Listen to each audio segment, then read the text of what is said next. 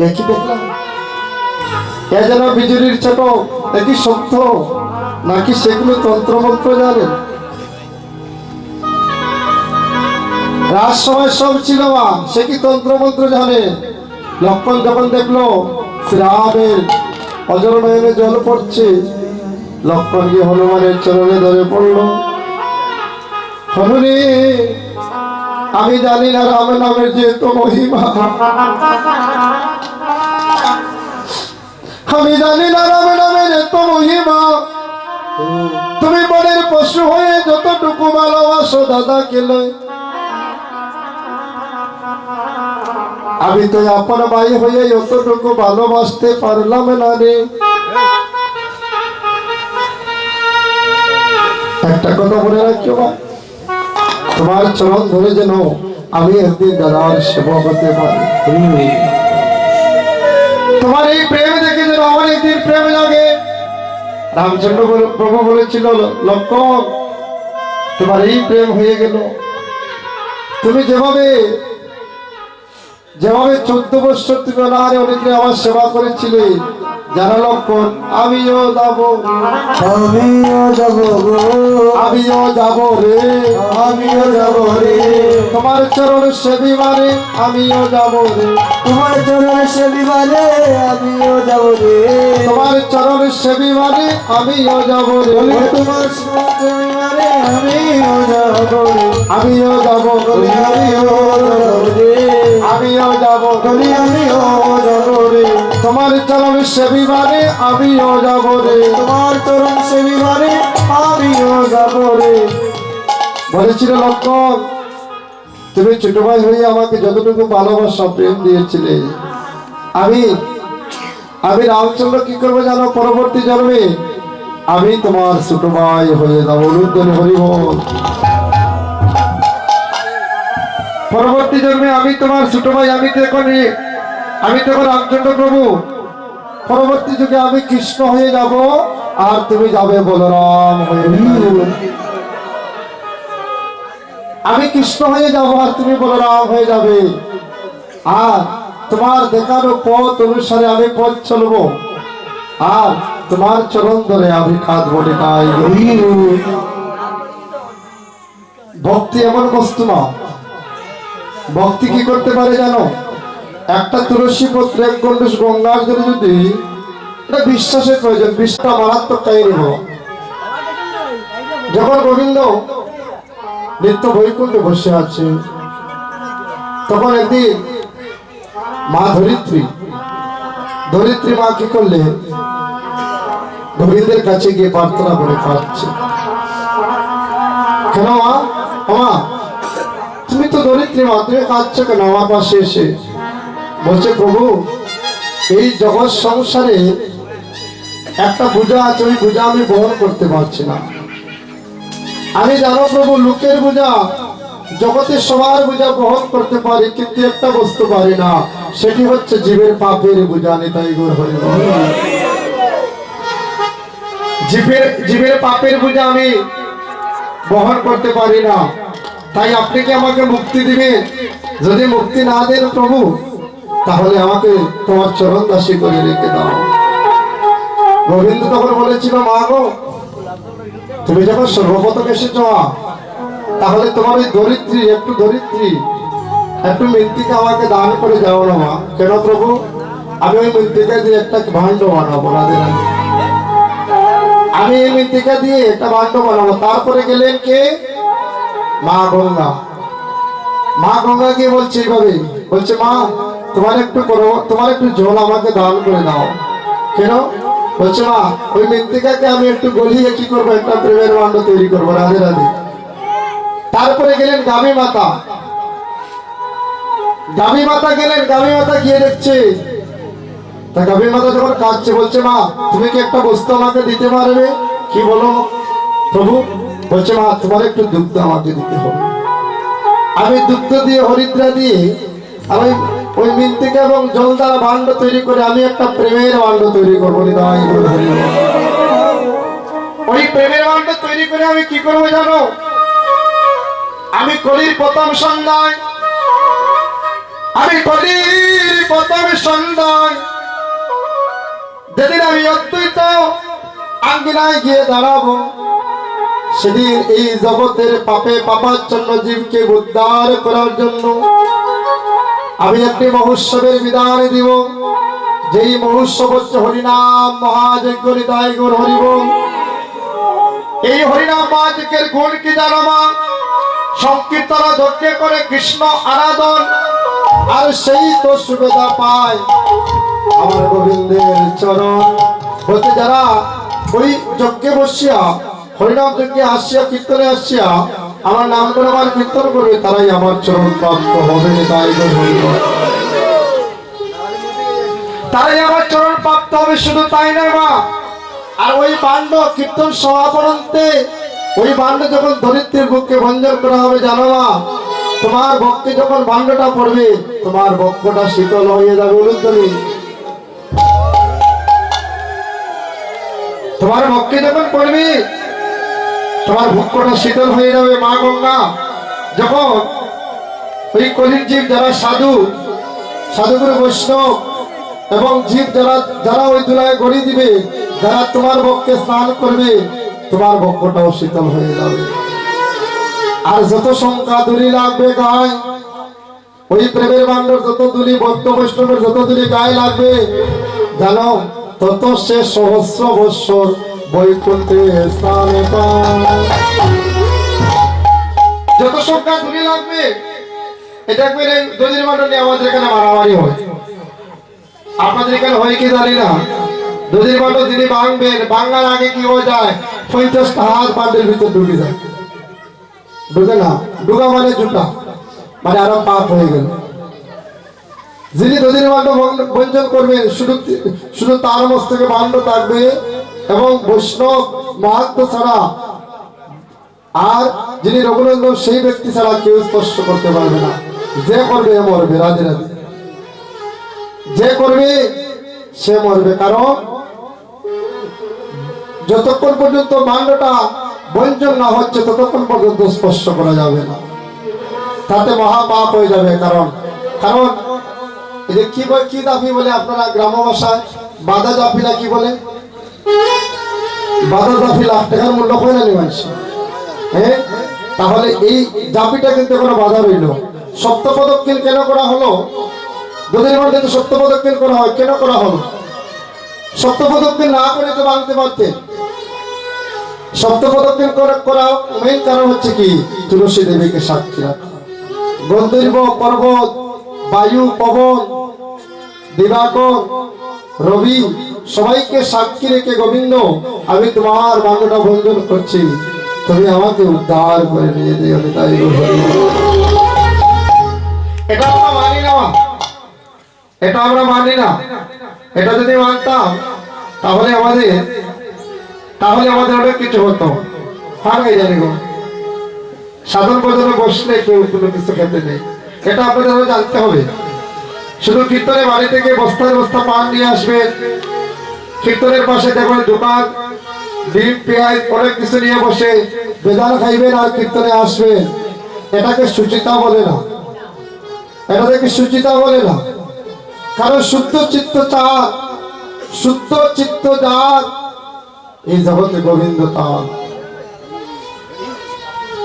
অবকার তো নয় সচিরিত নয়, কার তো নয় সচিরিত নয়, এ জগতে আর তো নয় কারণ, আর তো নয় সচিরিত নয়,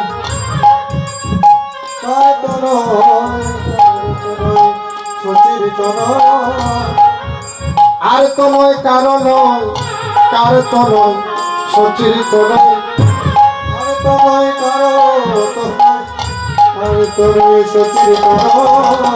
যার হইয়াছে শুদ্ধ তো নয়, তার তো নয় সচিরিত নয়, তার হইয়াছে শুদ্ধ তো নয়, তার তো নয় সচিরিত নয়। তনয় মানে কি? তনয় তনয় মানে কি কেউ জানে না, অনেকে তো লেখাপড়া করেছে। তনয় মানে কি? বাহ, কে বলেছেন? আমার এই কাকু বলেছে। তনয় মানে পুত্র। সচি পুরুষ না নারী বাবা, সচি সচি সচি সচি মাতা কার মা?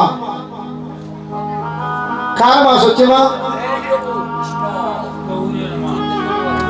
আমার গৌরহরি, সচিনন্দন গৌরহরির মা তো, তাই না? তাহলে পিতার নাম কি ছিল? জগন্নাথ মিশ্র। দাদার নাম কি ছিল? উপেন্দ্র মিশ্র, তাই তো? যদি জগন্নাথ মিশ্রের সন্তান, আপনার বাবার নাম কি বলেন না? লেখ করেন কেন? অশ্বিনী শুক্লবৈদ্য। আপনার সার্টিফিকেট যখন বেরোন বার থেকে কার পরিচয় বের হন, কিন্তু এখানে মহাপ্রভু, আমরা সবাই বাবার পরিচয় বড় হই, কিন্তু মহাপ্রভু মার পরিচয় কেন বড় হলেন? যতটা গ্রন্থ আছে, যতটা গান আছে, সব জায়গায় দেখা গেল সচির নন্দন গৌরহরি, সচির নন্দন। হ্যাঁ, কারণটা কি? এক যুগে কি পাওয়া যায়? হরে সহজে কেউ পায় না তারে, হরে পাইলে হই রে কাঁদিতে।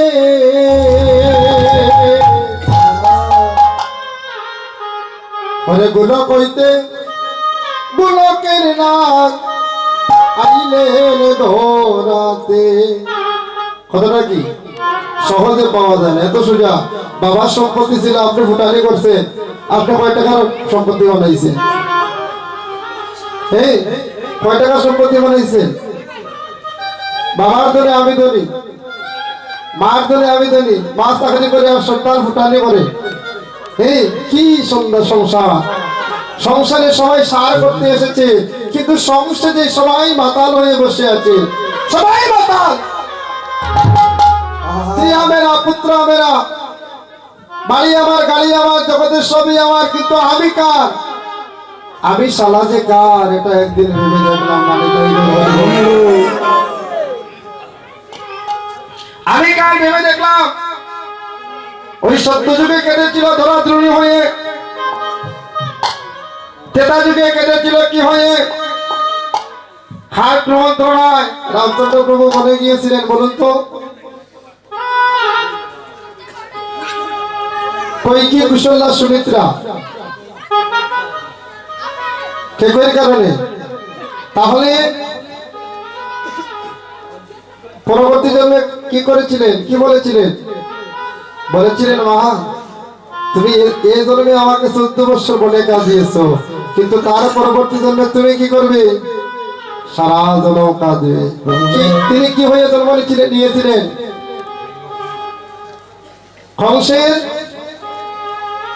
কংসের কি হয়ে? ভগ্নী হয়ে। বা বেটা কাকু ঠিক আছে, কংসের ভগ্নী হয়ে জন্ম নিয়েছিলেন। দান করে কৃষ্ণ জন্ম নিয়েছিলেন, কিন্তু একটি বারের জন্য এক বিন্দু দুগ্ধ পান করলেন না। কারণ মা কাঁদালে সারা জন্ম কাঁদিতে হয়। আজ আপনি আমাকে কাঁদাচ্ছেন, চিন্তা করবেন না, এ জন্মে না হয় পর জন্মে আপনাকে কাঁদিতে হবে। আজ আপনি আমার ধন সম্পত্তি হরণ করছেন, চিন্তা করিও না, তোমারও ধন সম্পত্তি হরণ হয়ে যাবে। কাঁদালে কাঁদিতে হয়, এই কথা মিথ্যা নয়। বলেছিল মা তুমিও কাঁদবে, কেঁদেছিলে। কিন্তু যে মা আপন স্তন বিক্রি করে বাজারে, ধরাসতী বাজারে গিয়ে বলেছিল, ওগো আমি এত অভাগী হয়ে জন্ম নিলাম, এই জগতে আমি এত দুঃখী হয়ে জন্ম নিলাম, কৃষ্ণ সেবার দ্রব্য দিতে পারছি না। এখানে কি এমন কেউ আছেন দুবেলা খেতে পারেন না? বসুন বাবা, বসুন। এখানে কি এমন কেউ আছেন দুবেলা খেতে পারছেন না? এখানে এমন কোন ভাই আছেন যে মোবাইল ফোনে 50 টাকা খরচ হয় না, 1 টাকা গোবিন্দের জন্য রাখছেন? আপনি ভক্ত কিভাবে পরিচয় দেন? শুধু মালা চন্দন দিলে আর ভালো ভালো সাধুর পোশাক পরলে সাধু হওয়া যায়, আসরে বসে কেঁদে কেঁদে নিরঞ্জনের পক্ষ বসলে সাধু হওয়া যায়, যদি মনটাকে সাধু না করে যায় সবাই সাধু। বলেছে প্রভু আমার তো কিছু নাই। বলছে মা তোমার যদি বাম স্তনটা আমাকে দাও গো, তোমার যদি বাম স্তন আমাকে দাও, আমি তোমাকে কিঞ্চিত পরিমাণ ডাল চাল দেব, কিঞ্চিত পরিমাণ ডাল চাল দিব মা, আর কিঞ্চিত পরিমাণ ডাল চাল দিব আমি তোমাকে। বলছে ভালো, আমাকে যদি তাও যদি দাও তো তো আমার গোবিন্দ সেবায় লাগবে, যেন গোবিন্দ সেবা করিতে পারি। ও যেন গোবিন্দ সেবা করিতে পারি, যেন নয়ন জলে বক্ষবাসরে আমার গোবিন্দের সেবা করিতে পারি। যেন নয়ন জলে ভক্তবাসী যেন গোবিন্দের সেবা আহা করিতে পারি। যেন হয় গোবিন্দ প্রাণ,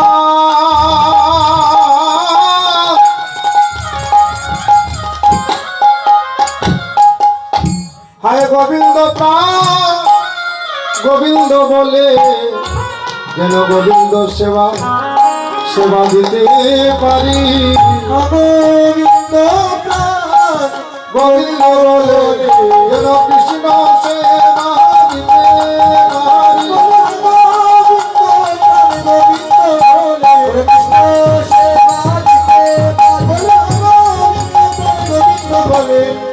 কৃষ্ণ সেবা